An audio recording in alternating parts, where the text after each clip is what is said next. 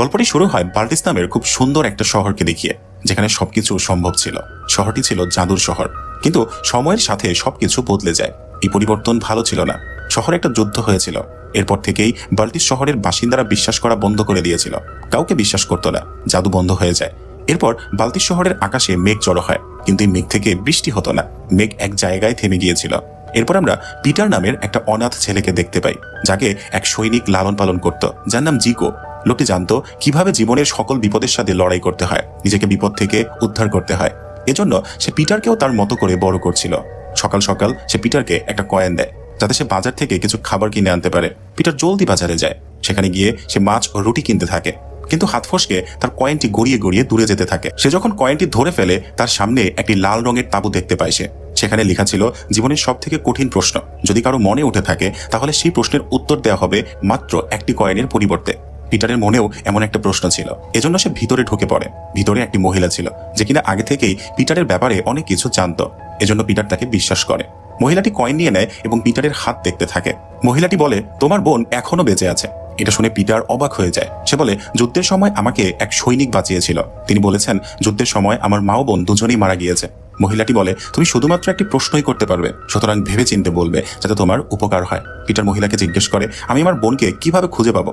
মহিলা বলে, তোমাকে একটা হাতির পিছু করতে হবে। পিটার অনেক হতাশ হয়ে পড়ে, কারণ এই শহরে সে আজ পর্যন্ত একটিও হাতি দেখেনি। তাহলে কিভাবে পাবে? কিন্তু মহিলা পিটারের আর কোনো কথা না শুনে সেখান থেকে চলে যায়।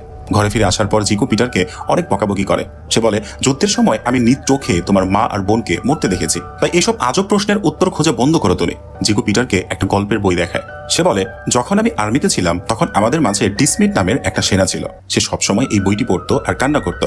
একদিন আমি বইটি চুরি করে আমার কাছে নিয়ে আসি। এরপর থেকে সেনা আমাদের দলের সব থেকে শক্তিশালী সেনা হয়ে উঠেছিল। দুর্বল মন দিয়ে কখনো সেনা হওয়া যায় না। সেনাদের হতে হবে সাহসী।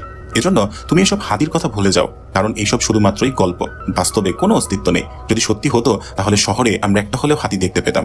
জিকো পিটারকে ঘরের মধ্যেই সেনাবাহিনীর মতো মার্চ করতে বলে। এই হাঁটার শব্দে নিচের রুমে থাকা মিস্টার অ্যান্ড মিসেস ম্যাটিয়ানের খুব সমস্যা হচ্ছিল। মিস্টার ম্যাটিয়ান বারান্দায় গিয়ে পিটারকে অন্তত ডিনারের সময় মার্চ করতে বারণ করে। পিটার বলে, আজ বাজার থেকে খাবার আনিনি বলে আমাকে শাস্তি দেওয়া হয়েছে। পিটার হাতির ব্যাপারেও বলে, হাতির পিছু নিলে বোনকে খুঁজে পাবো। তখন মিস্টার ম্যাটিয়ান পিটারকে বলে, হয়তো তুমি সত্যি সত্যি একদিন একটা হাতি পেয়েও যেতে পারো। একদিন শহরের একটা জায়গায় ম্যাজিক শো চলছিল, কিন্তু জাদুকরের জাদু দেখে কেউই সন্তুষ্ট ছিল না। তখন জাদুকর তার জীবনের সব থেকে বড় জাদুটি করার সিদ্ধান্ত নেয়।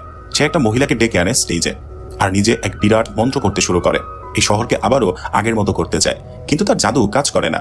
তবে কিছুক্ষণ পর বিশাল এক হাতি ওই মহিলার উপরে এসে পড়ে। এটা দেখে সবাই ছোটাছুটি শুরু করে দেয়। চারদিকে হই হুল্লোড় পড়ে যায়। অন্যদিকে পিটার যখন রাতে ঘুমিয়েছিল, তখন সে তার বোনকে স্বপ্নে দেখতে পায়, যার কারণে সে জেগে যায়। ঘুম থেকে উঠেই সে দৌড়ে লাল রঙের তাঁবুর কাছে যায়, কিন্তু তাঁবু সেখান থেকে গায়েব হয়ে গিয়েছিল। পিটার সবাইকে ওই তাঁবুর ব্যাপারে জিজ্ঞেস করে, কিন্তু কেউই কিচ্ছু বলতে পারে না। তখন সে লোকমুখে ম্যাজিক শো এর হাতির কথা জানতে পারে। হাতিটিকে নাকি সেনারা বন্দি করে রেখেছে। এটা শুনে পিটার অনেক খুশি হয়। সে বুঝতে পারে তার বোন এখনো বেঁচে আছে, আর মহিলাটি যা বলেছিল সবকিছু সত্যি। মনের আনন্দে সে দৌড়াতে থাকে। তখন তার সাথে মিস্টার ম্যাটিয়ানের দেখা হয়। খবরের কাগজেও হাতির খবর ছাপানো হয়। মিস্টার ম্যাটিয়ানও খুশি ছিল। মিস্টার ম্যাটিয়ান হাতিকে মুক্ত করার জন্য পিটারের কাছে সাহায্য চায়। এরপর পিটার জিকুর কাছে যায় এবং বলে, শহরে হাতি চলে এসেছে। কিন্তু জিকু এখনো তার কথা বিশ্বাস করে না। তবে পিটার তার মন স্থির করে ফেলে, সে তার বোনকে খুঁজে আনবেই। এদিকে জেলে বন্দি জাদুকরকে দেখানো হয়। সে ভাবতে থাকে তার জাদুতে কিভাবে হাতি চলে এলো। তখন সেখানে ওই মহিলাটি চলে আসে, যার উপর বিশাল হাতি এসে পড়েছিল। সে জাদুকরের উপর অনেক চিল্লাফাল্লা করতে থাকে। সে বলে, তুমি ইচ্ছে করে আমার সাথে এমন করেছ। জাদুকর মহিলাটি বোঝানোর চেষ্টা করে যে তার জাদু ঠিকঠাক কাজ করে না। অন্যদিকে মিস্টার ম্যাটিয়ান শহরের রানী কন্টেসের কাছে গিয়ে হাতির ব্যাপারে জিজ্ঞেস করে। সে জানতে পারে হাতিটিকে একটি কয়েদির মতো করে রাখা হয়েছে। শহরের শান্তির জন্য হাতিটিকে হয়তো মেরে ফেলা হবে। হাতিকে বাঁচানোর জন্য ম্যাটিয়ানের মাথায় একটা বুদ্ধি আসে। সে এই দেশের রাজাকে একটা চিঠি পাঠায়, যেখানে হাতির ব্যাপারে লেখা ছিল। ম্যাটিয়ান জানতো রাজা কখনো বাল্টিস শহরে আসেনি, আর সে সার্কাস দেখতে অনেক পছন্দ করে। সে যদি জানে শহরে আকাশ থেকে একটা হাতি এসে পড়েছে, তাহলে অবশ্যই বাল্টিস শহরে সে আসবে। তাই হয়। এই খবর পাওয়ার পর রাজা বাল্টিস শহরে আসার জন্য তৈরি হয়ে যায়। শহরে সবাই রাজাকে ধুমধাম করে স্বাগতম জানায়। পিটারও সেখানে এসেছিল। রাজাকে দেখানো হয় হাতিকে খুব সুন্দর করে সাজানো হয়েছে। হাতিকে রং করার কারণে হাতির চোখে সমস্যা হয়, যার কারণে হাতি রাগে পাগল হয়ে যায়। এটা দেখে সবাই পালাতে শুরু করে। সেখানে থাকা সৈনিকরা হাতিকে মারতেই যাচ্ছিল। ঠিক তখন পিটার এসে তাদেরকে থামিয়ে দেয়। পিটার একটি ভেজা কাপড় দিয়ে হাতির চোখ মুছে দেয়, যাতে হাতি শান্ত হয়ে যায়। সবাই এমন কাণ্ড দেখে অবাক হয়ে যায়। হাতি তার সুরের সাহায্যে পানি দিয়ে গোসল করে, রং উঠিয়ে ফেলে। এটা দেখে সবাই হাততালি দিতে থাকে।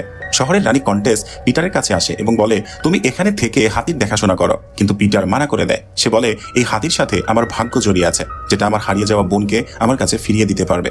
আপনি হাতিটি আমাকে দিয়ে দেন। তখন রাজা বলে, যদি পিটার তার দেয়া 3টি অসম্ভব কঠিন কাজ করে দেখাতে পারে তাহলে তাকে এই হাতিটি দেয়া হবে। প্রথম কাজ ছিল পিটারকে এখানকার সব থেকে শক্তিশালী সেনার সাথে লড়াই করে তাকে হারাতে হবে। লড়াই করার জন্য একটি তলোয়ার দেওয়া হয় পিটারকে। ম্যাটিয়ান পিটারকে ঘরে বসে তলোয়ার চালানো শিখাতে থাকে, যাতে সে সৈনিকদের সাথে লড়াই করতে পারে। এদিকে আমরা পিটারের বোন অ্যাডেলকে দেখতে পাই, যে কিনা একটা হাতিকে স্বপ্নে দেখতে পাচ্ছিল। ঘুম থেকে জেগে সে সিস্টারকে সবকিছু বলে, কিন্তু সিস্টার তাকে বুঝিয়ে আবার ঘুম পাড়িয়ে দেয়। অন্যদিকে আমরা হাতিটিকে দেখতে পাই। হাতিটি স্বপ্নে তার পরিবারকে দেখতে পাচ্ছিল, কিভাবে সে তার পরিবার থেকে আলাদা হয়েছিল সেটাও দেখতে পায়। তখন ভয় পেয়ে ঘুম থেকে জেগে ওঠে।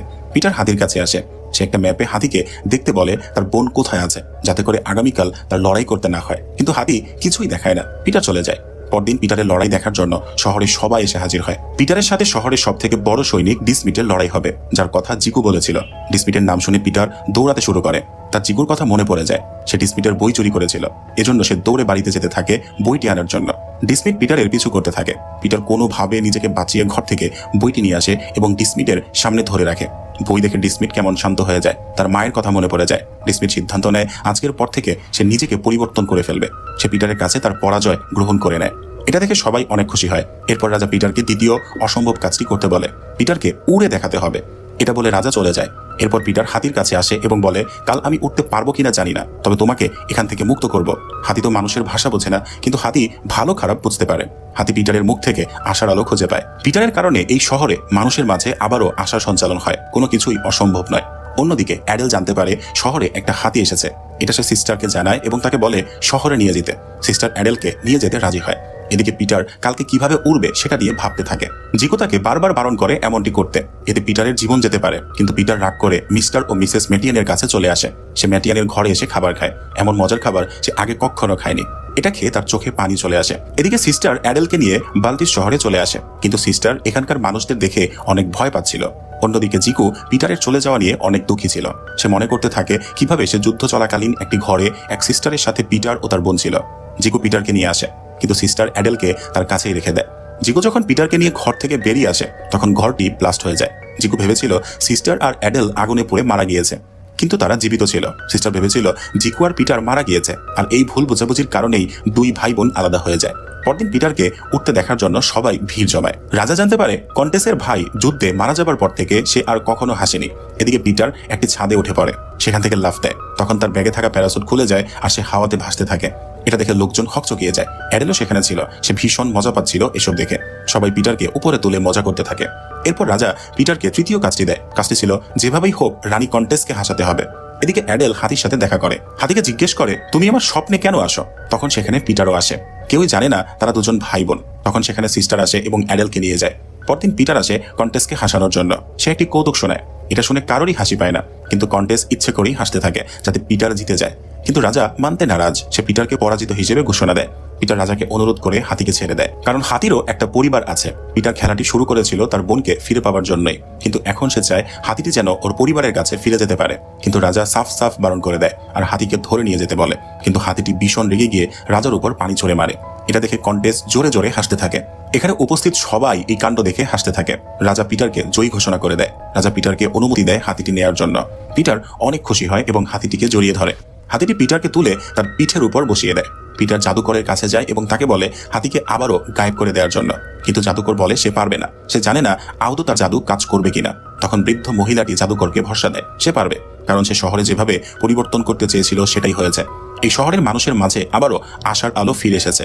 এরপর জাদুকর সবার সামনে তার জাদুর মধ্যে হাতিকে গায়েব করে দেয়। সবাই অনেক খুশি হয়। শহরের আকাশে জমে থাকা মেঘও সরে যেতে থাকে। শহরে আবারও সূর্যের আলো দেখা যায়। অ্যাডেল পিটারের কাছে যায় এবং তাকে জিজ্ঞেস করে, এই হাতি তোমাকে তোমার গন্তব্যে পৌঁছে দিত, তাহলে তুমি ওকে যেতে দিলে কেন? তখন সেখানে সিস্টার এসে অ্যাডেলকে নিয়ে যেতে থাকে। জিকো পিটারের কাছে আসে, তার সাহসিকতার জন্য বাহবা জানায়। জিকো সিস্টারকে দেখে চিনতে পারে। দুই ভাই বোন একসাথে হয়ে অনেক খুশি ছিল। এরপর বাল্টিস শহর আবারও আগের মতো হয়ে যায়, জাদুর মতন করে। পিটার তার ফ্যামিলি নিয়ে মিস্টার অ্যান্ড মিসেস ম্যাটিয়ানের সাথেই থাকা শুরু করে। হাতিও তার পরিবারের সাথে অনেক খুশি ছিল। হাতি পিটারকে কখনো ভুলে যাবে না। আর এরই সাথে সিনেমাটি এখানেই